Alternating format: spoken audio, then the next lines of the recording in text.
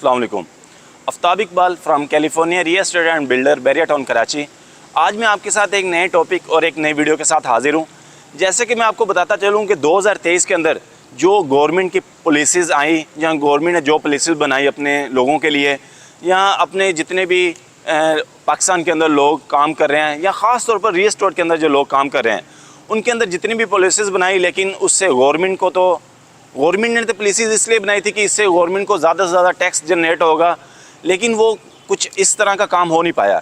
जैसे कि गवर्नमेंट ने इस साल 2023 के अंदर हर चीज़ के ऊपर थोड़ी सी स्ट्रिक्टली पॉलिसीज़ बनाई कि रियल एस्टेट के लोगों के लिए भी थोड़े से सख्त रूल बनाए और जो ओवरसीज़ पाकिस्तानी थे जो रियल एस्टेट के अंदर इन्वेस्टमेंट करते थे उनके लिए भी थोड़े से सख्त रूल्स बनाए। लेकिन इन पॉलिसीज़ की वजह से ना तो जो बिज़नेसमैन था उसको कोई बेनिफिट मिल सका और ना ही जो गवर्नमेंट पॉलिसीज़ की वजह से अपना टैक्स इकट्ठा करना चाहती थी ना ही उसको कुछ टैक्स में इजाफा हो सका। कुछ एग्जांपल के हिसाब से मैं आपको बताता हूँ कि जो इस टाइम दौर चल रहा है या जो इस टाइम टाइम चल रहा है, इतने बुरे हालात तो कोरोना के अंदर भी नहीं थे। जो पाकिस्तान का बिज़नेस था या जो रियल एस्टेट का बिज़नेस था उसको इतना सर्वाइव उस टाइम भी करना नहीं पड़ रहा था। दुनिया के जितने भी बड़े बिज़नेस है उसमें दो जो बड़े बिज़नेस है उसमें एक रियल एस्टेट है और दूसरा IT की सर्विसेज का काम है। अल्हम्दुलिल्लाह California real estate and builder real estate की सर्विसेज प्रोवाइड करती है, जिसमें अपार्टमेंट हो, घर हो या अपने कमर्शियल की इन्वेस्टमेंट हो, जिसमें ऑफिस हों, शोरूम्स हों, शॉप्स हों या अपने होटल सर्विस अपार्टमेंट हो। लेकिन जो इस टाइम सूरत हाल चल रही है या जो इकॉनमी पाकिस्तान के अंदर इकॉनमी स्टेबिलिटी ना होने की वजह से जो रियल एस्टेट का इस टाइम मार्केट के अंदर सिचुएशन चल रही है, ये कोई खासी अच्छी नहीं है। मैं आपको बताता चलूँ कि जो इस टाइम हालात हैं ये तो हालात 2021-22 के अंदर जब फुल पीक पे कोरोना था वो भी नहीं था, क्योंकि गवर्नमेंट ने जो पाकिस्तान के अंदर पॉलिटिकल स्टेबिलिटी ना होने की वजह से, एक अच्छी गवर्नमेंट ना होने की वजह से जो इन्होंने पॉलिसीज़ बनाई वो ना तो रियल एस्टेट वाले लोगों के लिए बेनिफिट्स हुई ना और दूसरे बिजनेसमैन लोगों के लिए बेनिफिट्स हुई। जैसे कि हम बैरिया टाउन कराची के ऑथराइज डीलर हैं, मैं आपको बैरिया टाउन के बारे में बताता चलूँ कि जब कोरोना भी था उस टाइम भी या कोरोना के बाद भी मार्केट के अंदर काफ़ी अच्छे हालात थे। डेली बेसिस के अंदर जो बैरिया की अपनी ट्रांजैक्शन हो रही थी, जो अपने अपार्टमेंट या फ्लैट या कोई उनके प्लॉट वगैरह सेल हो रहे थे, वो कम से कम 300 के करीब डेली बेसिस पे ट्रांजैक्शन थी जो बैरिया के अंदर हो रही थी। ये सिर्फ बैरिया अपनी थी और इसी के हिसाब से सैकड़ों के हिसाब से प्राइवेट बिल्डर का जो माल था वो कट रहा था या उनकी सेल्स हो रही थी। लेकिन ये जो 2023 के अंदर पॉलिसीज़ बनी है, बैंक रेट्स पॉलिसी, ये भी कोई अच्छी खासी नहीं है लोगों के लिए। इसके आपको पता है कि बैंक्स वालों ने भी कितने रेट्स हाई कर दिए कि अगर आप ज़्यादा से ज़्यादा अमाउंट निकलवाते हैं तो उसके ऊपर आपको कितना टैक्स लगेगा, और अगर आप क्रॉस चेक भी लगवाते हैं तो उसके ऊपर आपको कितना टैक्स लगेगा। हर चीज़ के ऊपर उन्होंने सिर्फ 50,000 से नीचे वाले अमाउंट के ऊपर टैक्स ख़त्म किया है, लेकिन 50,000 से अगर आप कुछ भी अमाउंट ऊपर निकलवाते हैं वो आपके लिए टैक्स का सबब बनता है। लेकिन इसी चीज़ की वजह से जो ओवरसीज़ पाकिस्तानी ज़्यादातर अपना जो पैसा है पाकिस्तान के अंदर रियल एस्टेट के अंदर इन्वेस्टमेंट करता था। लेकिन ये जो रॉन्ग पॉलिसीज़ बनाने की वजह से इस साल ना रियल एस्टेट के अंदर पैसा आया है ना किसी और चीज़ के अंदर।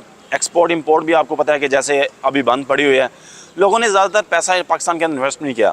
ये मेरी ज़्यादातर एडवाइस है कि जो भी इसके ज़िम्मेदार हैं या जो भी गवर्नमेंट को देख रहे हैं या जो इन अदारों को देख रहे हैं, उनसे रिक्वेस्ट है कि प्लीज़ आप सबसे पहले पाकिस्तान की कुछ पॉलिसीज़ हैं, सबसे पहले जो बिज़नेस वाले लोगों के लिए आप पॉलिसीज़ बनाते हैं उसके ऊपर को नज़रसानी करें। और ख़ास तौर के ऊपर आपने जो रियल एस्टेट वाले लोगों के लिए पॉलिसीज़ बनाई हैं, ज़्यादा से ज़्यादा आपने टैक्स इंक्रीज़ कर दिया हर चीज़ के अंदर। ज़्यादा से ज़्यादा बैंक की जो रियल एस्टेट की जो ज़्यादा से ज़्यादा ट्रांजैक्शन होती थी वो बैंक के थ्रू होती थी, लेकिन अभी बैंक की फ़ीसें भी इतने ज़्यादा या बैंक का टैक्स भी इतना ज़्यादा है कि जिसकी वजह से लोग अपना पैसा ना तो बैंक में रखने के लिए तैयार है ना बैंक से निकलवाने के लिए तैयार है। लेकिन अगर ऐसे ही हालात चलते रहे तो ना तो इससे कोई गवर्नमेंट को फ़ायदा हुआ, क्योंकि ना गवर्नमेंट इससे कोई ज़्यादा से ज़्यादा टैक्स जनरेट कर सकती है, और ना ही दूसरे बिज़नेस वालों को फ़ायदा होगा और ना ही रियल एस्टेट को फ़ायदा होगा।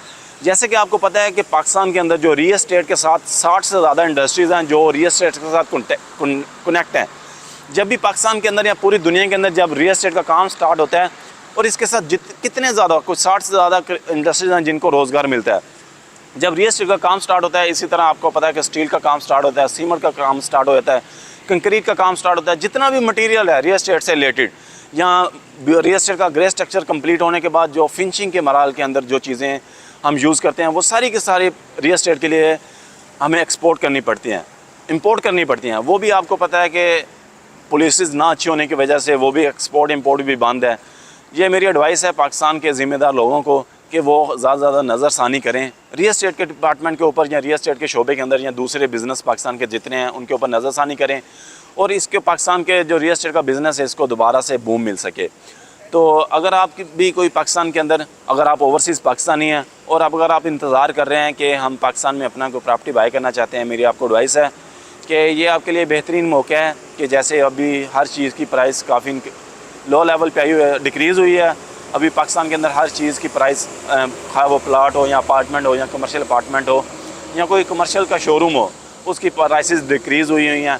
आपके पास अगर आप इन्वेस्टर हैं या एंड यूज़र हैं, ये आपके लिए बेहतरीन मौका है कि आप अपनी कोई ना कोई पाकिस्तान के अंदर परचेजिंग कर सकते हैं, बैरियर टाउन के अंदर अपनी कोई परचेजिंग कर सकते हैं। अभी मैं आपके साथ California real estate and builder से मुखातिब हूँ। California real estate and builder में भी आपके 1 बेड 2 बेड का अपार्टमेंट मिल सकता है जो आप 2 साल की इंस्टॉलमेंट के ऊपर बुक करवा सकते हैं। ग्राउंड का आपको शोरूम मिल सकता है। अगर आप फ्यूचर के अंदर कोई बड़े लेवल का बिज़नेस करना चाह रहे हैं तो आप अपना ग्राउंड का शोरूम बुक करवा सकते हैं।